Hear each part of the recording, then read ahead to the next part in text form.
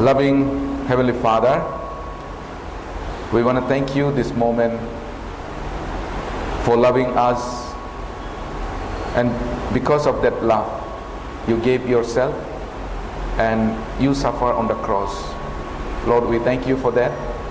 And Lord, we also want to thank you for always showing an example to us so that we also can follow you. And Lord, we receive your grace every day, and you want us to use for your glory.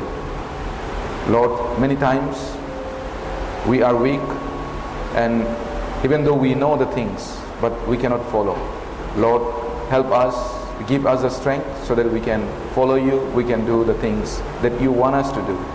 Lord, also pray for our country. There are many problems is going on.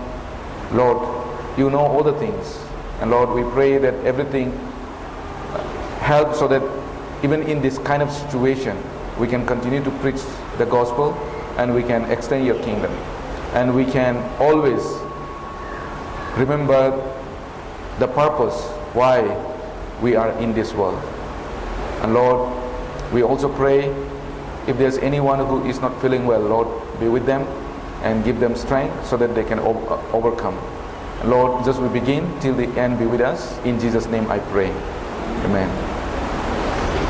Okay, let's turn to Philippians chapter 2.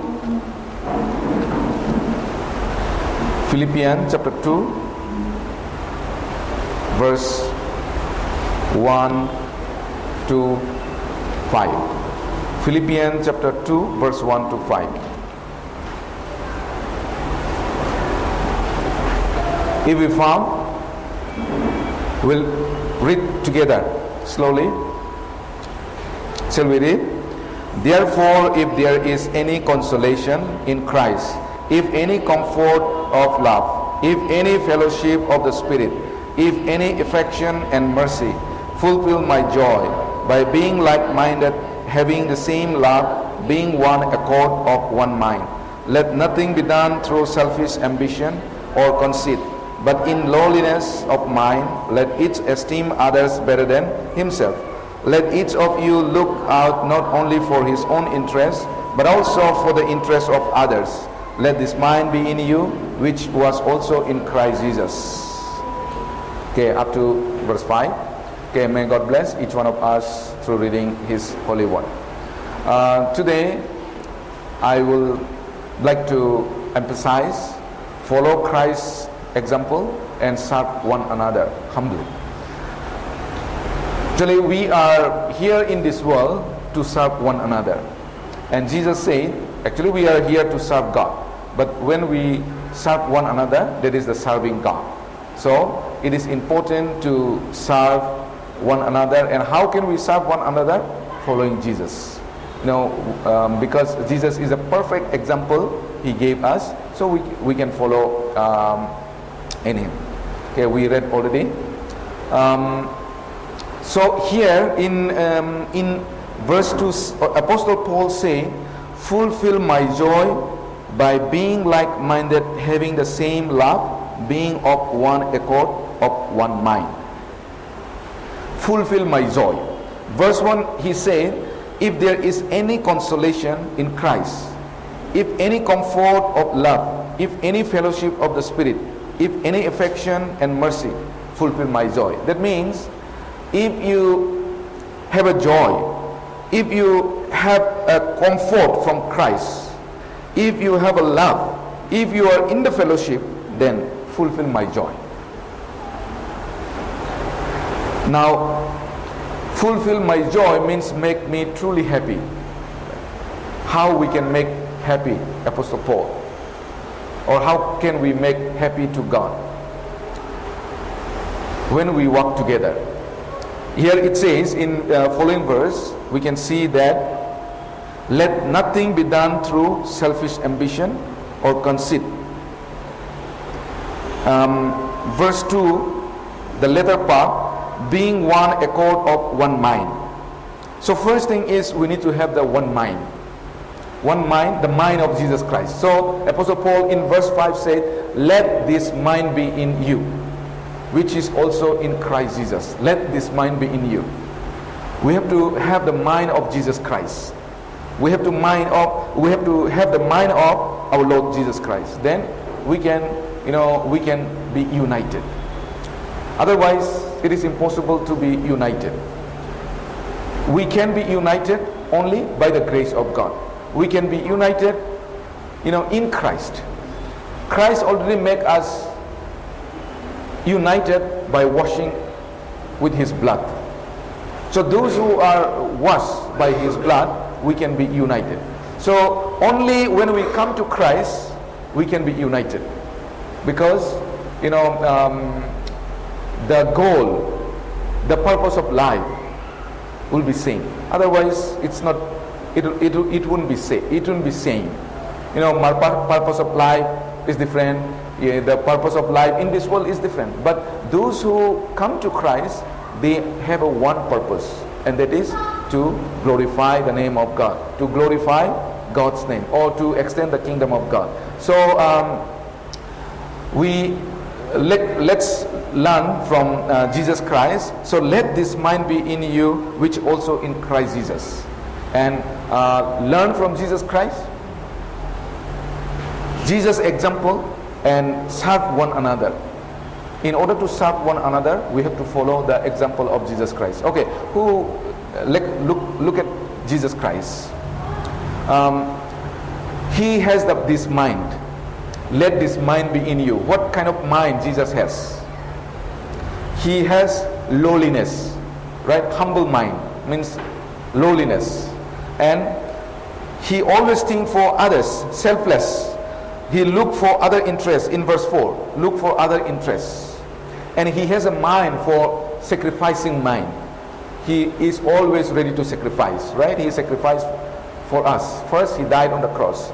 And also, he has the heart of unity. When Jesus sent his disciple to preach the gospel, anyone remember how he sent? How many people? 2 by 2, right? He sent 2 by 2. So not a single, 2 by 2. And also, he has the heart of obedient. He obeyed completely, even the death of the point of death. And he looked for other interests. Okay, these are the mind of Jesus Christ we can see in the Bible. Okay, Matthew 20 verse 28. Shall we read together? Matthew chapter 20 verse 28. We can look in the screen and can read. Let's read. Just as the Son of Man did not come to be served, but to serve and to give his life a ransom for many. Look at here. As the Son of Man did not come to be served. Jesus did not come to be served, but to serve. Now, what is the reason why he served others? Why he came to serve others? The reason is to give his life a ransom for many. In order to serve, he gave his life as a ransom. Ransom means, for others, to give for others, so that others can live. So Jesus, our Lord, he came not to be served, but to serve others. So we are the follower of Jesus Christ, right? Follow. That means we are here to serve others, not to be served, but to serve others. We learned many times, but just I want to show you through the screen so that we can remember longer time. John chapter 13 verse 15. Let's read this also. For I have given you an example that you should do as I have done to you. Now, this is what Jesus said. I have given you an example. That you should do as I have done to you. So to whom he said? To the disciples. We are also disciples, right? So he said, what I have done to you, you do one another. This is what I give you example. So this is the example for you. Serve one another. What I have done to you, do one another. Okay, what Jesus has done. After what he did, he said this. He washed the feet of the disciples. Right? Okay, let me read this. Take my yoke upon you and learn from me, for I am gentle and humble in heart, and you will find rest for your souls. I'm gentle and humble in heart. So the example what he showed was, let's see first. Example of Jesus in lowliness, humbleness. So I give you an example. Do one another as I did to you. He was the feet of Jesus. He was the feet of the disciples, right? I think there cannot be the lower candidate, right? He is a master, but he was the feet of the disciples. Just imagine now in the army, who can be the lowest rank in the army? Anyone? No one is in army, right? So we don't know. But I think the cook can be the lowest, as far as I know. They have a cook also, that cook. So of course they have to train. When emergency, they have to carry the gun and fight. But most of the time they are in the kitchen cooking. Or another one is their barber. They cut here. So all the time they cut the here. All the battalions, they cut the here. I don't know which one is lowest. Anyway, I feel like cook is the lowest. So now, the superior. What is the superior army? Brigadier? No, it may be more than that, right? Anyway, whatever may be. The highest in the chief army, let's say in Indian chief army, he go and wash the feet of the cook.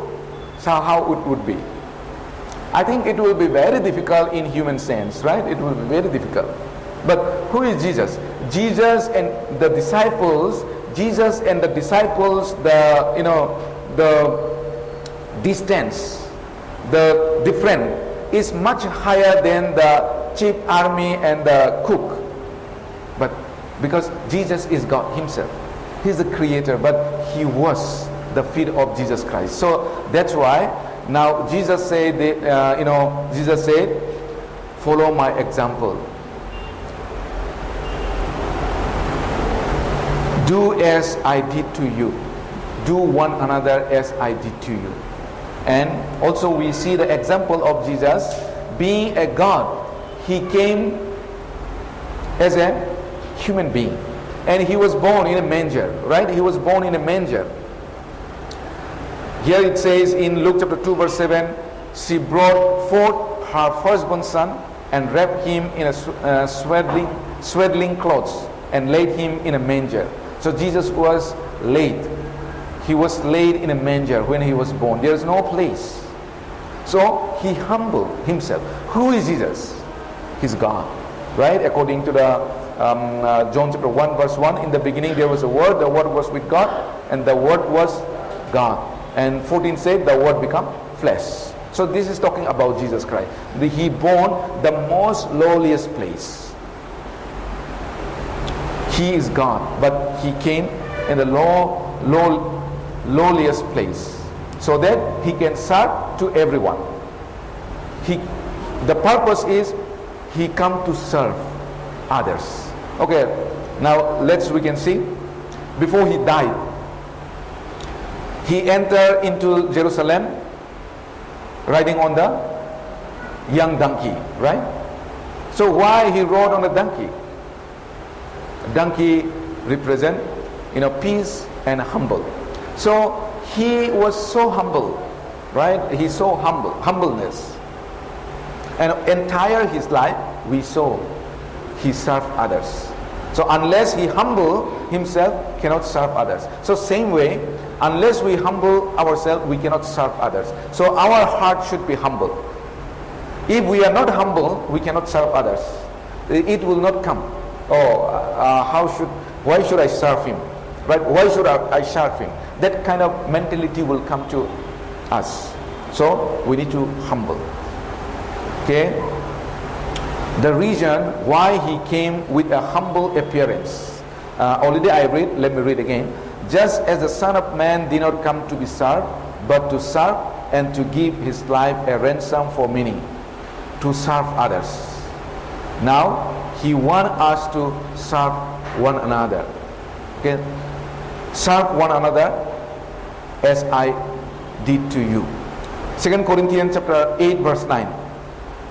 Now why? The reason why he came with a humble appearance, and the reason why he served others, why he served us. Let us read together 2 Corinthians chapter 8 verse 9. For we know the grace of our Lord Jesus Christ, that though he was rich, yet for your sake he became poor, that you through his poverty might become rich. Now why he served others? So that we can be saved. You know, here it means, here it says, he become a poor. He become a poor. He has nothing, right? He's the owner of everything, but now he has nothing. Why? In order to make us rich. So now, if anyone has a Jesus Christ, we have everything. But if you may have anything, everything in this world, but if you don't have a Jesus, you have nothing. Right? You have nothing. So in order to make us rich, he come in this world with a humble, in the humble way, so that he can make us rich. You know why he becomes so poor? He has everything. He's the owner of everything. But why? He was born with nothing in order to make us rich. And the reason why we should be humble, to wash or to serve one another's feet, to serve one another, or can say to wash each other's feet.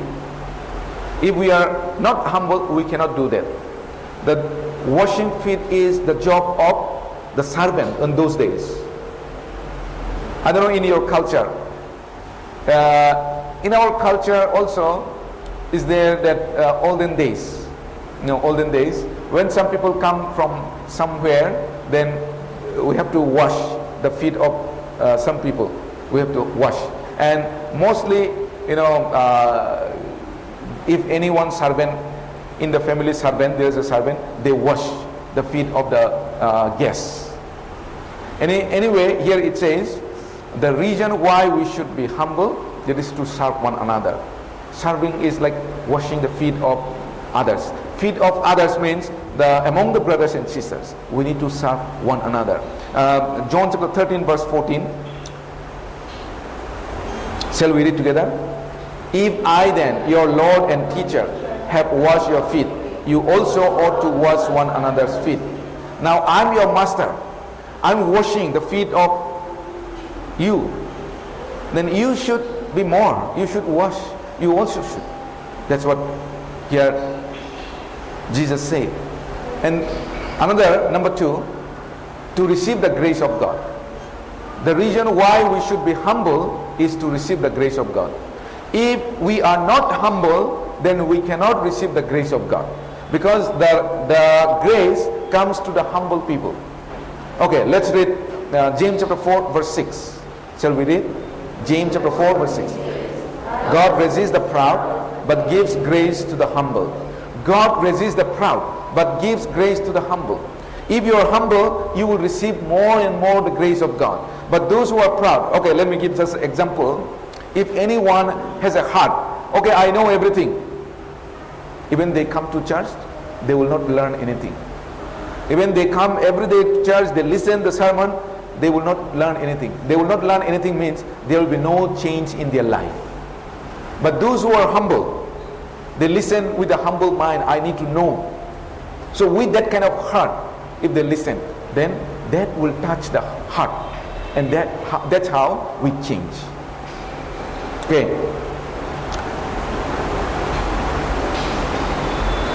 1 Peter chapter 5 verse 3. Let us read together. Nor as being lords over those entrusted to you, but being examples to the flock. Actually, this is in many churches, like leaders are like they feel like a political leader. They hold with the authority. They think that I have authority. So I am, they say, right?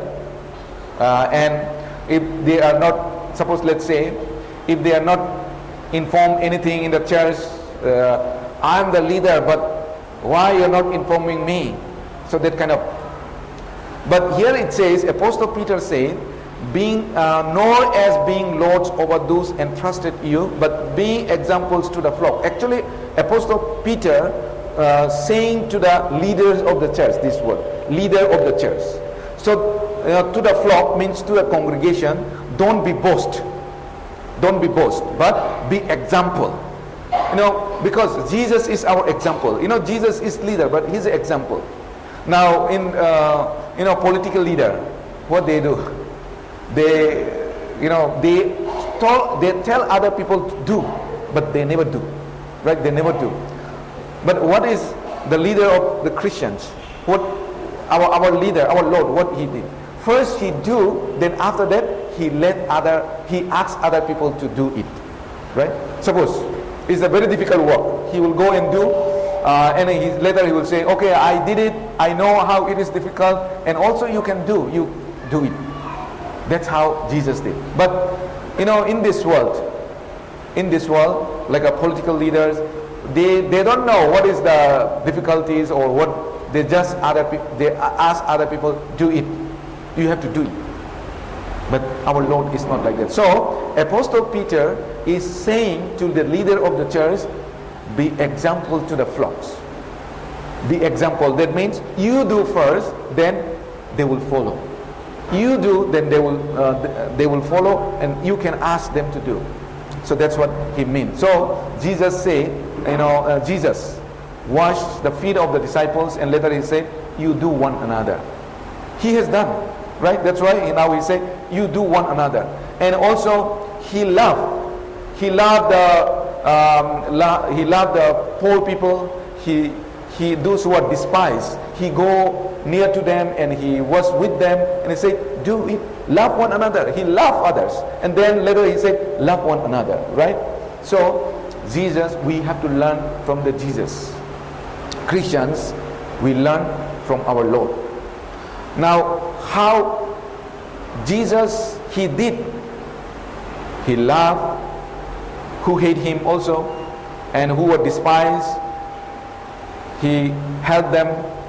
He washed the feet of the disciples. How he could do that? How for us? How we will able to do it?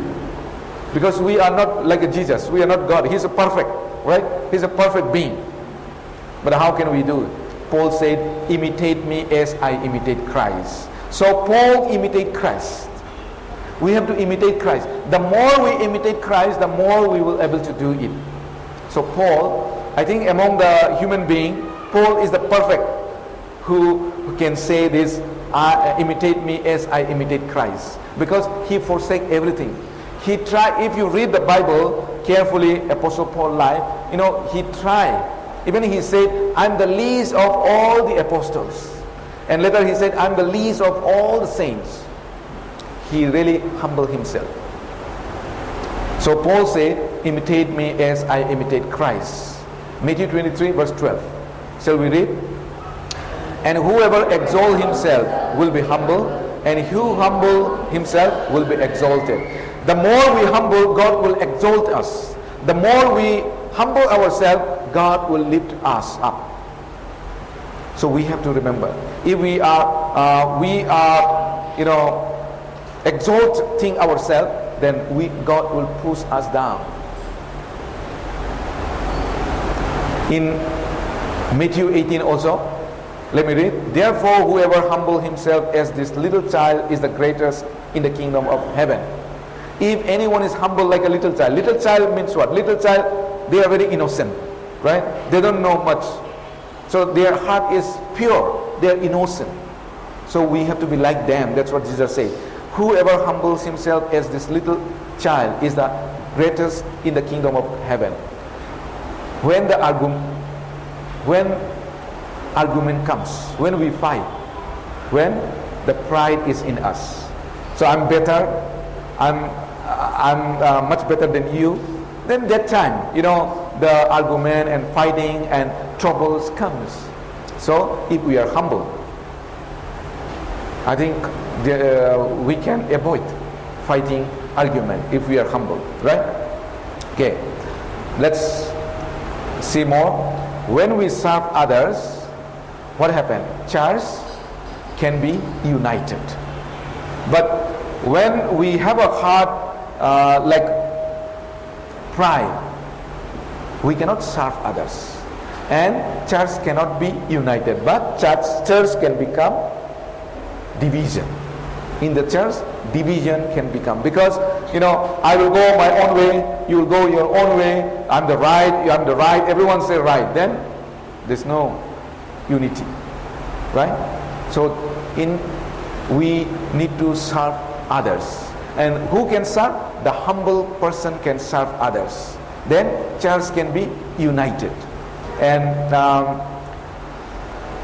when we are united, when we serve each other, we can be united, church can be united, and when we are united, perishing soul can be saved.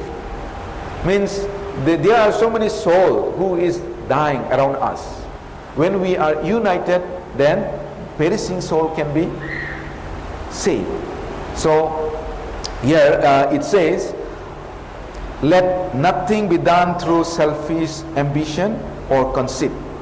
Let nothing be done through selfish ambition. Let each of you look out not only for his own interest. Those who are humble, those who have a mind of Jesus Christ, they look for other interests, not looking for own. Okay. Those who serve others, we can be united, and we can save the perishing soul. Okay. Through our service, soul can be saved. Let's read 1 Corinthians chapter 9, verse 19. Shall we read? Though I am free and belong to no man, I make myself a slave to everyone to win as many as possible. Okay, who said this? Apostle Paul to the Corinthian church, right? He said, I'm free. We are free. God make us free by the blood of Jesus Christ. Belong to no man. He is talking about that time, the context we have to know. That time, actually, there is a slave. So man can buy slave and can sell the slave. The slave, owner is everything for the slave, and slave has no right. Now, in that context, Apostle Paul said, I am free and belong to no man. I make myself a slave to everyone to win as many as possible. Even I'm free. I don't need to serve anyone. But I make myself slave. So I serve, so that to win as many as possible, to save the soul. That's why I became a slave. He can live his own way. He's very educated also, but he make himself slave in order to save the lost soul. Okay, that is what he said. Okay, now let's go to another example of Jesus in selflessness or sacrificing. He made himself nothing.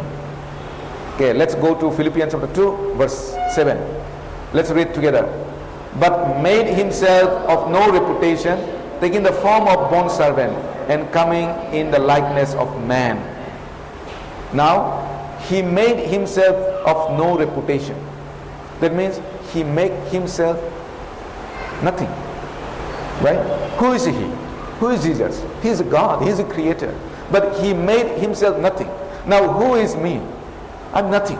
But still, I want to be something. Right? That's the problem. But when we can say that I'm nothing, God will make you something. But when I say I'm something, then God cannot make you something. So when we can make ourselves nothing, God will something. Verse 8, chapter 2, verse 8, I will read. By taking on human form, he humbled himself and willingly died even on a cross. In another version, NIV. Now taking on human form, he is a God, but he took the form of human being and he humbled himself, and now willing to die. Willing to die in the hand of Roman soldier, right? By human being. That much he humbled himself. Okay. Luke chapter 22, verse 42. Let us read. Saying, Father, if it is your will, take this cup away from me. Nevertheless, not my will, but yours be done. He gave up his will for God's will. He came to do the will of God. So that's why he humbled himself, and then now he, even though he is the creator, but he made himself nothing. And now, as a human being, he has a will. Because Jesus is 100% human being, 100% God. As a human being, he has a will. Somebody come to kill him, he has a will not to die, right? I want to live some more. But he has a will. But he gave up.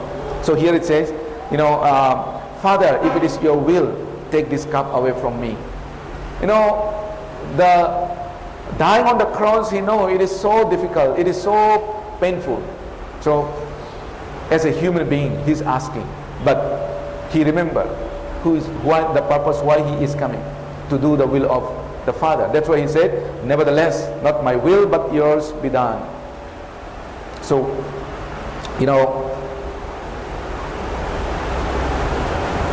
looking for other interests means we give up our interests. And the purpose why we give up our interests, to save other soul, to save the lost soul. So that's what Jesus did in order to save us. That's what Apostle Paul did. That's what the disciples did in order to save us. Galatians chapter 2 verse 20.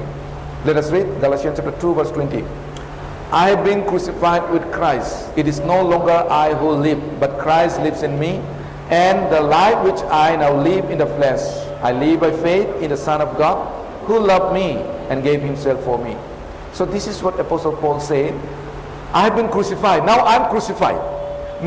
He means to say that I no longer I anymore. I died.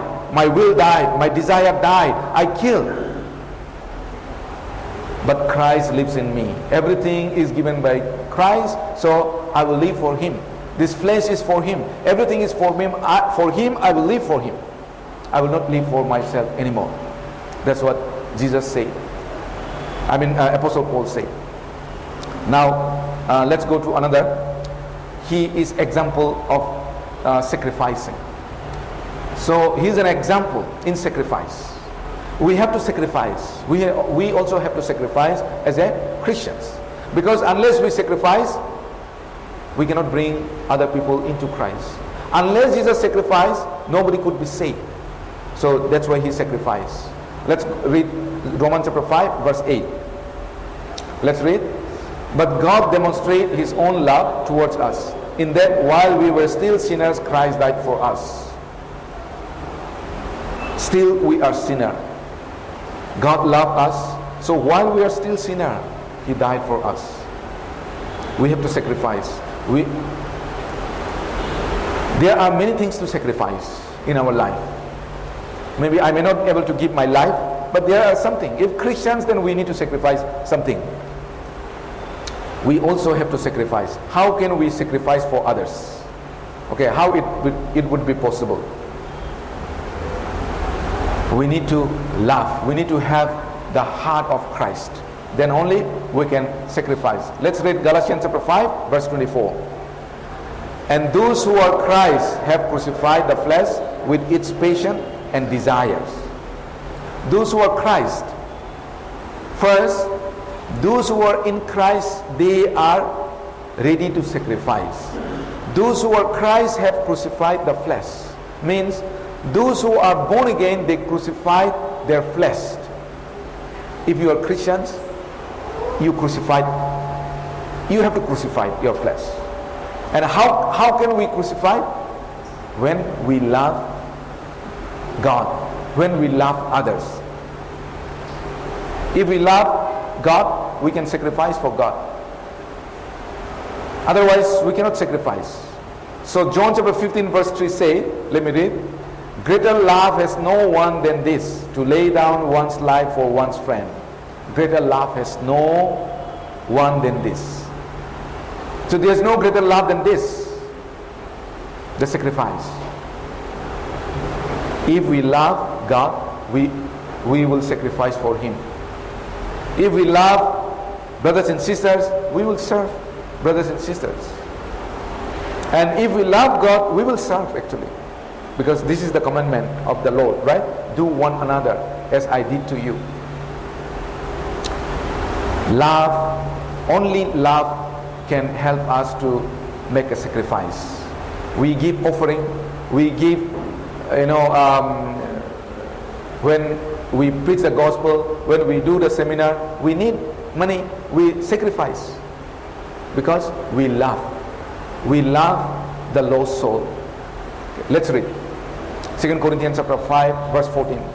For the love of the Christ compel us, because we judge thus, that if one died for all, then all died. The love of Christ compel us. If you love Christ, the love of Christ will compel you. The love of Christ will force you to do that. But if you don't love, then you cannot do it. It is the love who compels you. It is the love of Christ. Jesus loved, and that's why, even though it is too difficult, He died on the cross. After the resurrection, when Jesus died on the cross, everyone ran away. But after Jesus' resurrection, He collected all the disciples together. And one time, Jesus asked to Peter, do you love me more than this?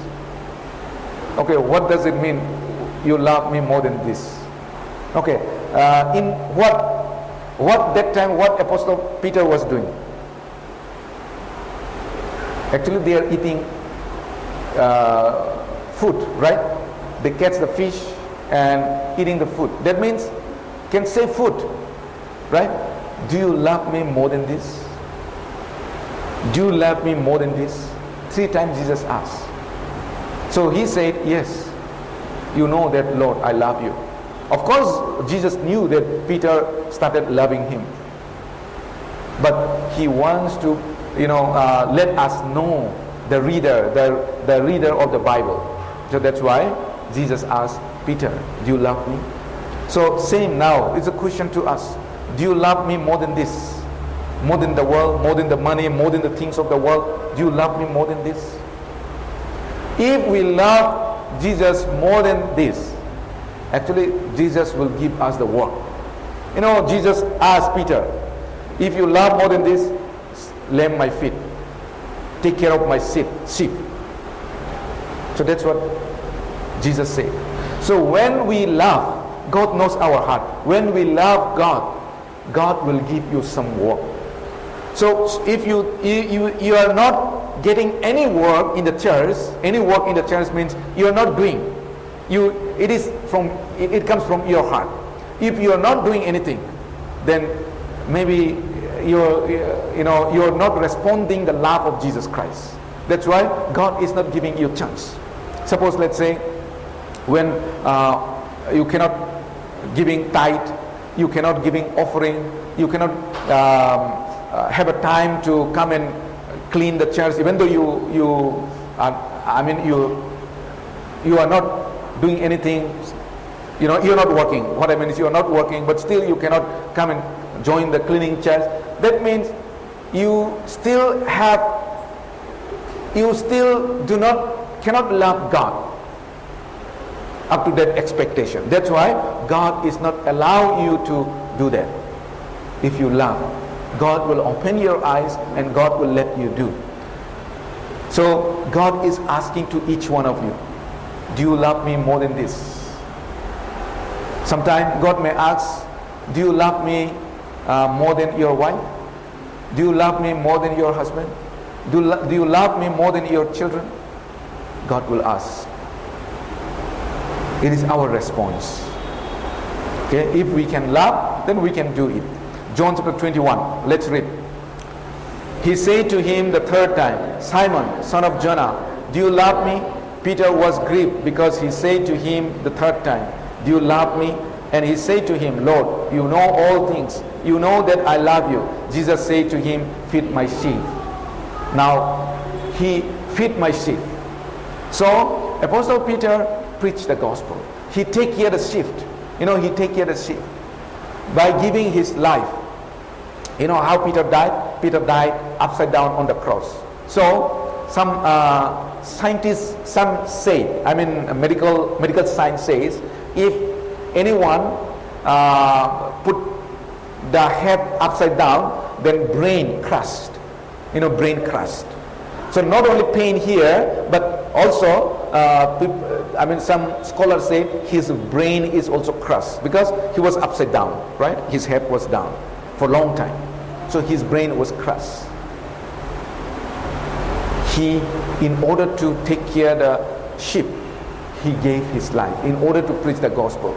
Now, when there is love, there is also forgiveness. He forgive. So, Peter asked Jesus Christ, when Jesus said, forgive one another, how many times we have to forgive? Is it 7 times, 770 times? Right? Peter, how much Peter asked? Is it 7 times? But Jesus said, no, 770 times. 7 into 70 times, right? That's what he said. So Peter thought that if 7 times is too much. But later, he understood, right? He understood. When there is love, there is also forgiveness. So Jesus loved us, that's why he forgive us. When we love one another, we can forgive one another. Sometimes we may have something misunderstanding, but if we love one another, we can forgive one another, right? Jesus said, Father, forgive them, those who crucified him. They do not know what they are doing. That's what Jesus said, because of love. Okay, Colossians chapter 3 verse 13. Bearing with one another and forgiving one another. If anyone has a complaint against another, even as Christ forgave you, so you also must do. So this is the commandment of the Lord. So Jesus forgave one another. Now we should forgive one another. We need to forgive one another.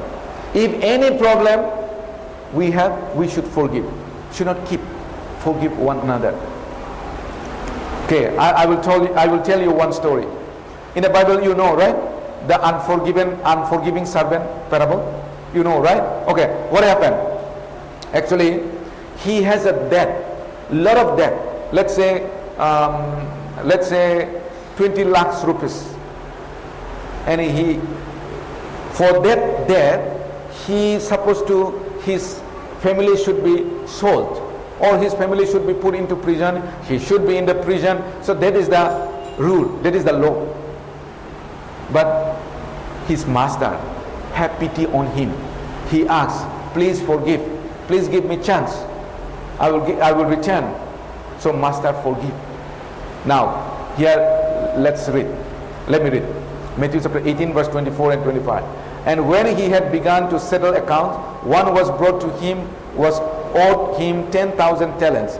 But as he was not able to pay, his master commanded that he be sold with his wife and children and all that he had, and that payment be made. So a lot of money, 10,000 talents, just let's say 20 lakh rupees.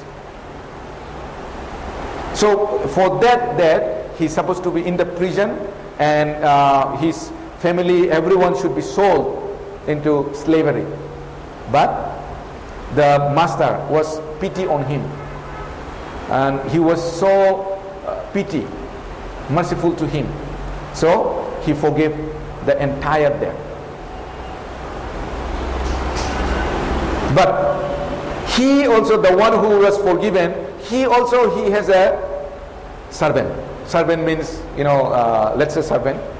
And the servant owed to him some money, much lesser than what he owed to master. So here it says, let me read. But that servant went out and found one of his fellow servants who owed him 100 denarii. 100 denarii is very less than what talent. Okay, so let's say 10,000 rupees.